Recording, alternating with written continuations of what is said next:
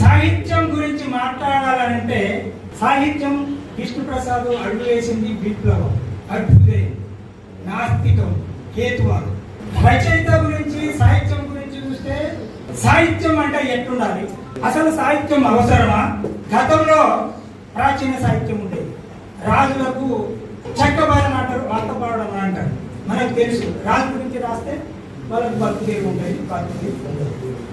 కానీ విష్ణుప్రసాద్తో పాటుగా జర్నలిజం, ఇప్పుడు జర్నలిజంలో ఉన్న మన సీనియర్ మోస్ట్ మన ఏపీ తెలంగాణ చూసుకుంటే ఆశం యాదగిరి సార్.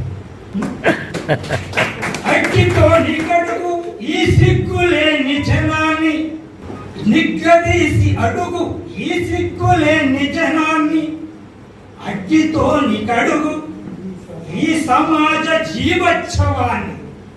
ఎవరు అనేది కూడా మహాపండితుడు మన శ్రీవేన్నెల సీతారామ. గొప్ప గొప్ప పాటలు రాసిన అతనే గూడి తెచ్చేవాడిని ఏమి అడగాలి. ఈ ప్రశ్న అనేది లేకపోతే సమాజంలో అభ్యుదయం అనేది ఉండదు.